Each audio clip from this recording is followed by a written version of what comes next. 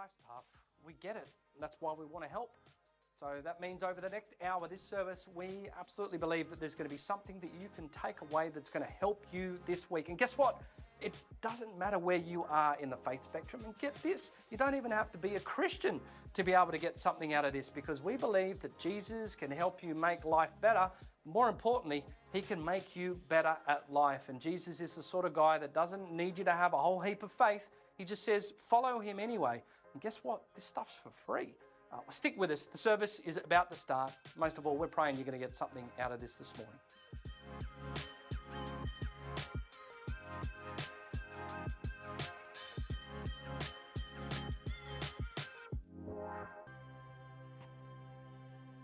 morning. Good morning, everybody. Welcome to church. We've got a good morning ahead. But before we get there, if you are new with us, massive welcome. Hope you feel at home this morning. Hello to our online church. We've got Louise and Melanie who are looking after the online church this morning. But look, there's lots going on. We are continuing our series this week called Carols or Lessons and Carols that Sam kicked off last week. He unpacked "O Come All Ye Faithful" if you were here last week. And one of the questions that he kicked off with was whether these carols are really speaking to real people like us, especially given this time of year, right? It's chaotic, there's lots going on. And he called out that line, joyful and triumphant. He even got creative. And if you remember, he rewrote the first couple of lines of that carol, "O come all ye jaded, faded and reluctant." And I thought that's spot on, I think, at this time of year. Well, we are well and truly now in December. And I am wondering for you, when I say the month December, what is the feeling that comes over your body? When I say December, is the feeling that comes over your body one of absolute excitement of like, yes, we are here. I cannot believe it. It is the best month in the world. Bring it on. It's got all of the fun things. Or is it a feeling of dread, madness? How are we already here? Last week, one of the girls was saying that their year had gone so fast that they felt like they had just started the year and they can't believe that they are already in December. And then we go to the shops and we hear this beautiful song, which I'm not going to sing for you. There is a reason why I am not part of the worship team, in which we are told that December is the most wonderful time of the year. But for some of us, we don't feel that. And to be really honest with you, one of the tough things about sometimes with preaching is that God's got to do the work in us who are bringing what we want to bring to you this morning. He's got to do the work in us. And this week particularly, I have to say, as we literally stepped into December last Monday, there was a moment in which I was like, I can't believe it's December. But not only I can't believe it's December, it is like, I am so exhausted. I am so tired. It has already been a lot. And now we're going into December. And then there was another moment for me in which I was like, if I was really honest, I was like, I'm worn out. I already need a holiday. I'm actually so stretched. I'm feeling really disappointed. I'm actually feeling like I've got nothing to look forward to in this month. And to be honest, I love December. December is when my birthday is as well as Christmas. Like, it is a good month. But yet, to be honest, last week, I was really not feeling it. And I was like, I am exhausted. I'm so overwhelmed, and I just want December to be over. And for some of us, we're actually already exhausted by December before December has really actually begun. And then we walk into the shops, or we turn on the radio, or we turn on our TV, and there's these wonderful Christmas Hallmark movies that promise joy and glitter and glamour. Or we turn on the radio and we listen to the carols. And for some of us, we may think this, and my daughter already told me off for thinking this, but we may think this, man, that is annoyingly optimistic. That carol is annoyingly optimistic. And for others of us, though, we turn on the carols and we go, man, I love these. And the truth for both camps of people, those that are finding them annoyingly optimistic and those of us that love them, is because carols actually point us to something that is beyond ourselves. And whether we're religious or not, we can feel that carols stir something within us. They stir up a longing for beauty. They stir up peace. They stir up joy. And they remind us that there is things beyond ourselves. And so often we can use carols, like if you're feeling like me and you're feeling a bit overwhelmed already by December, we can turn them on and we go, oh, I'll just sit in this moment and it'll be the thing that helps calm me down. I just need a good carol. I'll just turn this song on and we listen to the carol and we have our moment and we feel the calmness, we feel the peace. We're reminded that there's something bigger than ourselves. And then the carol ends and the feeling comes back. And rather than using it to transform us, we've used it to quickly soothe the stress that we're feeling. And in the beautiful carol that we just sang, O Holy Night, which I absolutely love, and you did a great job, team, absolutely love, there is a line in that song that every time I hear it, it's able to cut through to my soul, cut through the noise, cut through everything that is going on, and just hits right there. And the line is, a thrill of hope, the weary world rejoices. A thrill of hope, the weary world rejoices. When you read that, how many of you had a big, deep breath? Because whether we want to admit it or not, I think most of us are very weary. You know, it hits December or it hits the end of year and all of the things start happening, don't they? See, our calendars will get louder, but our souls get quieter. Our to-do lists grow, but our margins shrink. And our responsibility multiplies, but our energy drains. And December, just the month of December itself, demands so much from us right when we are at our lowest. And we're busy and we're exhausted. And for some of us, maybe we're like my friend from school this week who said to me, I just wish I could skip December. Let's just get to January already. And I reckon the reason is because we have lost the thrill of hope. We've lost hope. Do you know that in our society, we actually do have a huge hope problem? Back in 2021, the Gorman Institute did a study on Australians and hope. And they said, back in 2022, they said 61 of Australians felt hopeful for the future. 61 back in 2022.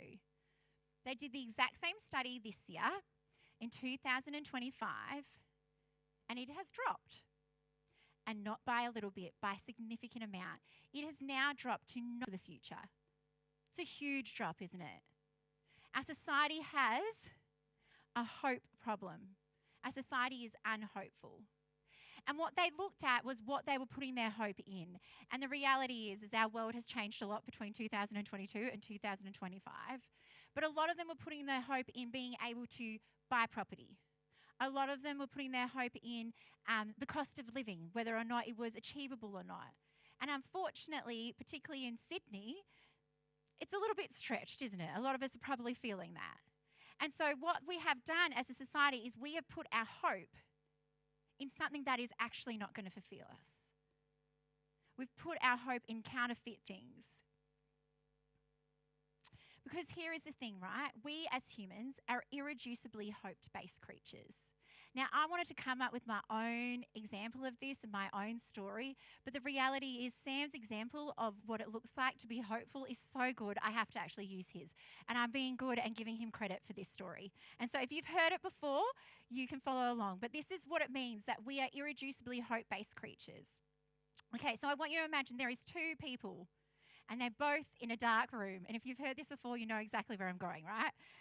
They're sitting in a dark room, and for 24 hours a day, 7 days a week, they have to build little widgets.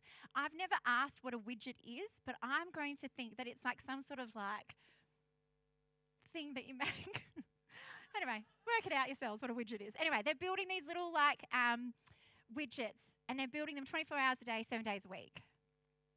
One of them has been told that at the end of the week, they will get $1 million. And the other one has been told, this is your life now. Which out of the two whistles while they work? Both of them in the exact same circumstances. But one has got hope for their future and one does not. Who whistles?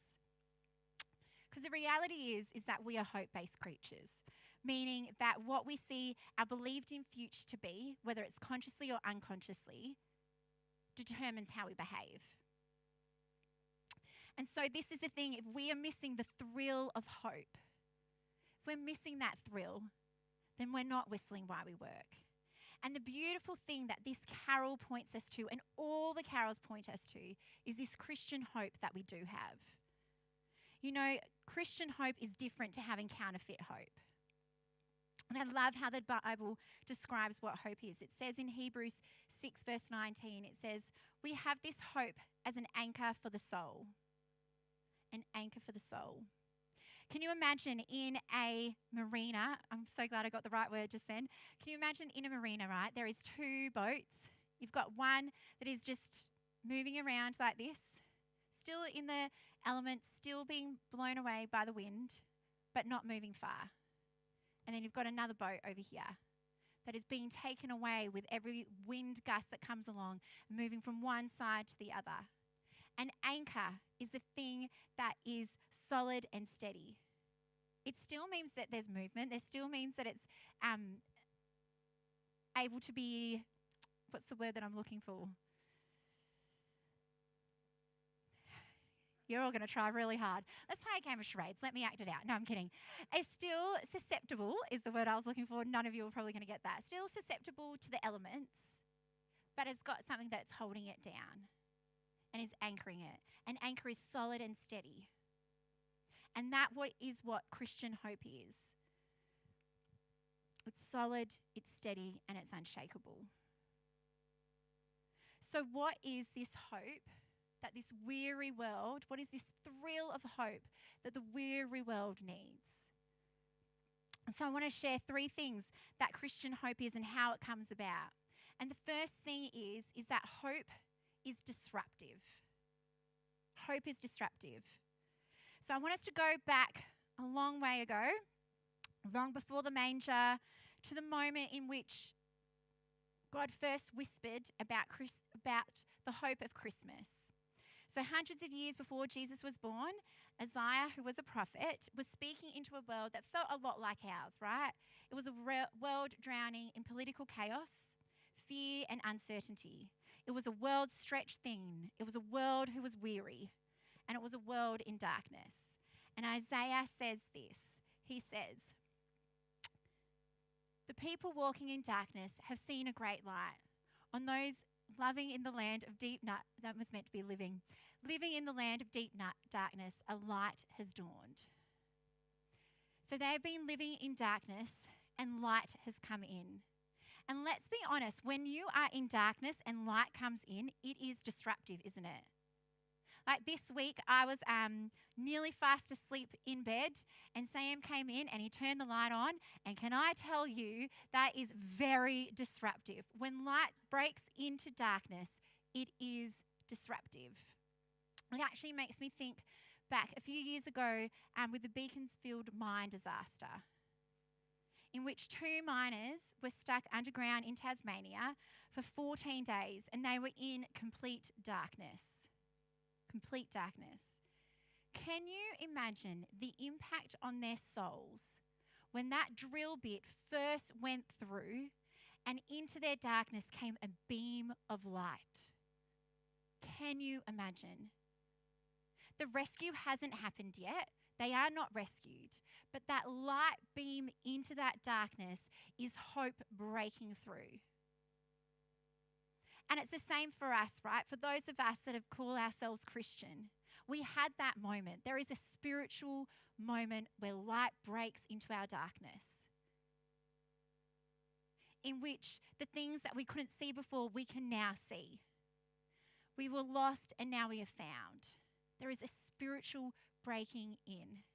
And if you're not yet a Christian, maybe this is the moment for you where you're searching, you're asking questions. And that is like the spiritual drill bit, breaking in and showing light into your life. The rescue hasn't happened.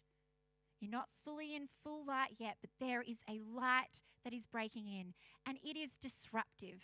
It's actually not fun. It's not fun when you go from darkness to light. You know how your eyes have got to adjust? It's the same for us with our souls. Our souls have to adjust. And this is what Isaiah is prophesying. He is prophesying to these people who are living in darkness that do not give up. He's like, there is a light that is about to break through. And his message to his people is not, oh, just dig a little bit deeper. Just try a little bit harder. Just stay positive. He's like, no. God himself is going to step into the darkness and he is going to make things clear. And God is not going to step into the darkness once light has come and everything is amazing. God is going to step into the darkness when it doesn't make sense. God is going to step into the darkness when we least expect it.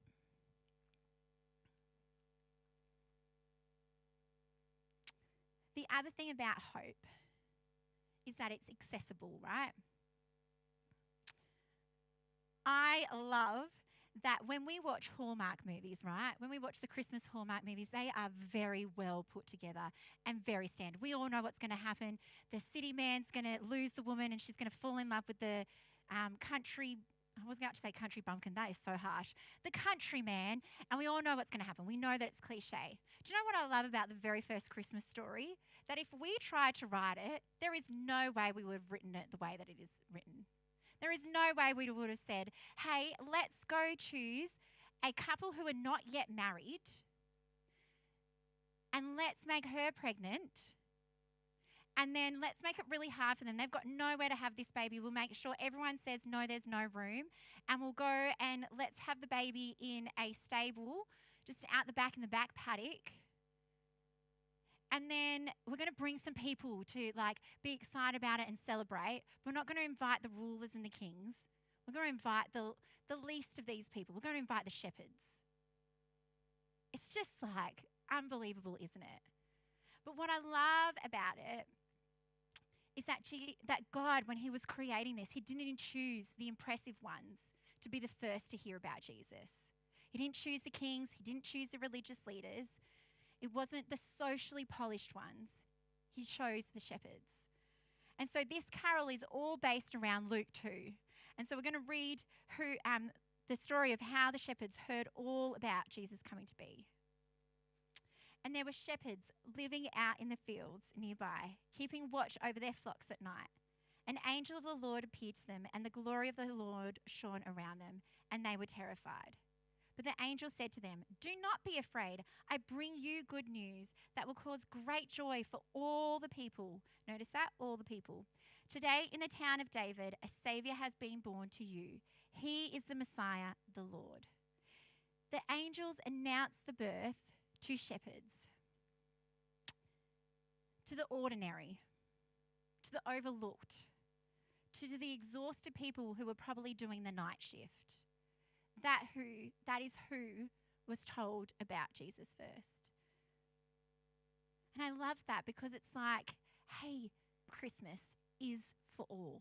It is accessible for all people. You may not know the history of this carol, O Holy Night. And at first when I heard it, I was a bit like, oh, I'm not sharing that. That's not very helpful. I want them to not know that about the song. I want them to all love the song. But I feel like there is something beautiful about it because it really shows that hope is accessible for all. So if you do not know about this carol, it was actually written by a French poet who did not go to church. He did not have a faith in God. His friend, who was a pastor, asked him to write a poem based on Luke 2. And so he spent some time reading, reflecting, and really getting into it and wrote this beautiful French poem about it. And then after that, not only did it just stay as a poem, but when they wanted to put music to it, The man who wrote the music was actually a Jewish man. So someone who did not believe that Jesus was the Messiah wrote the music to this beautiful carol. And then the person who translated it from French to English was a guy who was really passionate about justice and human dignity. And then he was able to get this carol to be the very first song that was ever played on the radio. So God's hope and God's truth that was written by someone who didn't yet know him, that was written by a man that didn't actually believe that Jesus was the Messiah, was the very first thing that people heard on the radio waves, which reminds us that God's hope is accessible for all people. He's not just keeping it to those that are in religious spaces. He's not just keeping it to those that believe in the truth. His hope is accessible for all people. Because that's the Christmas story, isn't it? You see, Jesus' parents were weary. His parents weren't worthy. He was born in a very unworthy place in a stable. Because the whole story of Jesus' birth starts with a lack of worthiness, which reminds us, right, that Jesus didn't come for the worthy, but he came for the weary. And maybe this morning that's what we need to remind ourselves. That God's hope isn't just for us when we've got it all together. God's hope isn't just for those that are coming to church, but God's hope is accessible for all people. And so maybe this morning you just need to be reminded, God's hope is for you. God's hope is for you right now. Or maybe in your world, there's someone that you just need to remind them that God's hope is accessible for them. The other thing in this carol that we notice about hope is that hope is tangible. Hope is tangible. You see, when God was thinking about how to bring hope into the world, he wasn't just sitting up there and going, you know what? I know what will work. I know what will work down there. I'm going to come up with a really good slogan. And in 2025, they'll be able to post it on all of their social media. They'll be able to post it on their Instagram. They'll be able to say it to each other. They'll be able to do a chant back to each other. That's what I'm going to do. I'm going to give them a slogan. And that'll bring them hope. It's not what he did. You see, what I love is that God wrapped up his hope in a living, breathing person, in a baby. He didn't just go, oh, some words will help. He brought a person that broke into our darkness to bring light. God sent a person. And Isaiah prophesied about this back in Isaiah 9. He said in verse 6, "For to us a child is born." When he was talking about the lightness breaking in, he was talking about how a child would be born. And then Luke 2, "And she gave birth to her firstborn, a son." See, hope didn't stay distant. Hope didn't just stay up there and shout some encouragement from the sidelines. No, hope moved towards us. Hope was born. Hope put skin on. Hope didn't arrive as a concept, he arrived as a child. And he's a person. So when we are feeling weary, when we are feeling overwhelmed, when we are feeling sad, when we are feeling stretched, when we are feeling all of the feelings that we can be feeling as we enter in the Advent season, the beauty is the hope that we are looking at has also felt and knows those things.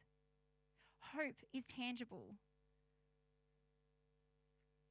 What I love is that God decided to send his son so that he could enter the ache and the fragility of the human experience, so that he could understand what we are going through, that he subjected himself to anxiety, tiredness, and weariness, so that when we have those moments, not only can we go, God, can you help me? We also know we can say, hey, God, you know what this is like. Help me. Help me get through this. And so seeing hope in those three different ways, I hope, irony, I hope can help us reshape how we're going to see December.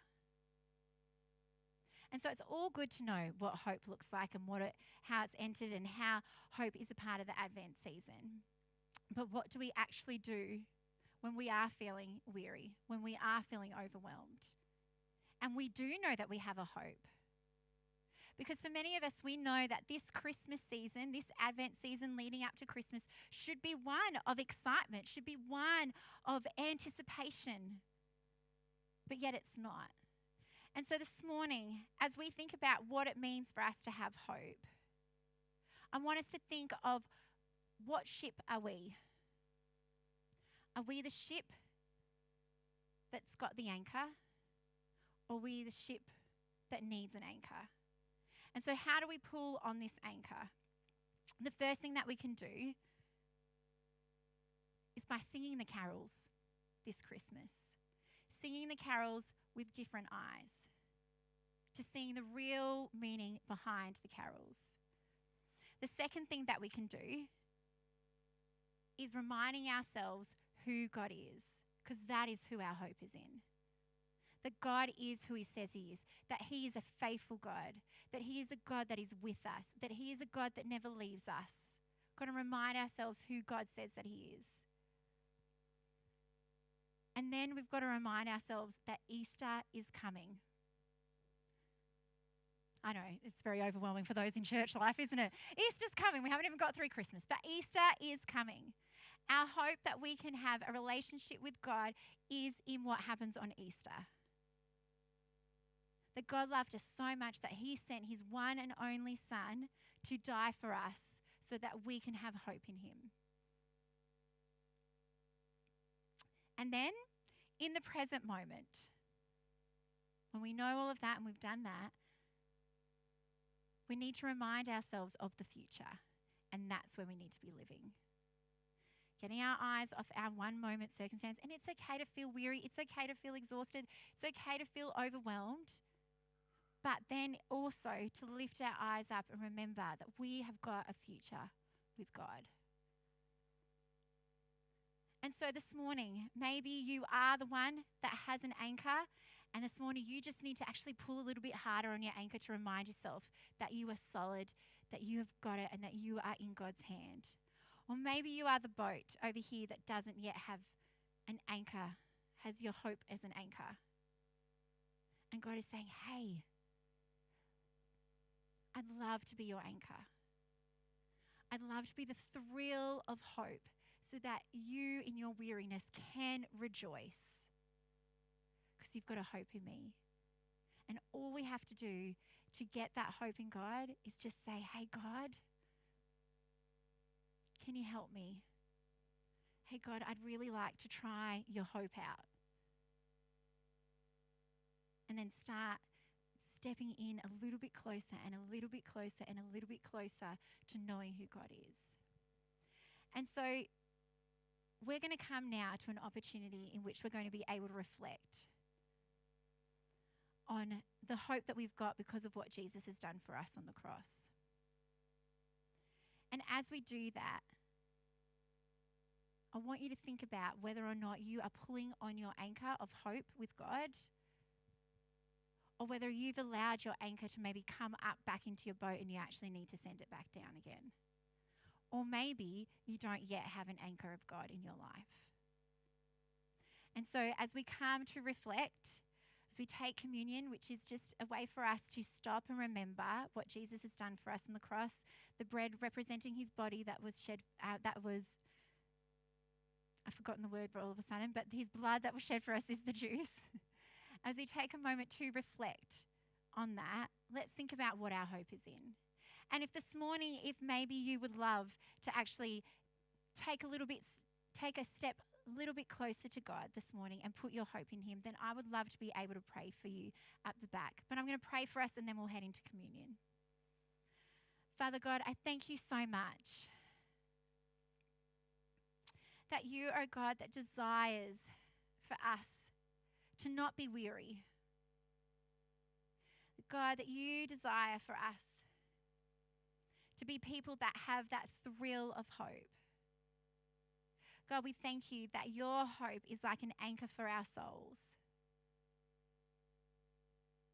And so, God, right now, I just pray that as we reflect on your love for us, as we reflect on what you have done for us so that we can have an eternity with you, Father God, I just pray that you might remind us, hey, pull on your anchor. And God, I just pray that you might be knocking or nudging on people's hearts right now, Lord, and say, hey, don't be the one that is just sitting in the darkness. I want to drill light into your life. Come and experience what it's like to have hope in me. And so, God, I just pray that if you're nudging on people's heart, Lord, that they will listen to you and take a step closer to be with you. And so, God, this season, as we sing these carols, Lord, let us be able to sing them knowing that we have hope in you, a hope that lasts. We lift that all up to you right now in your Son's precious name. Amen. Earth rejoice, it's Christmas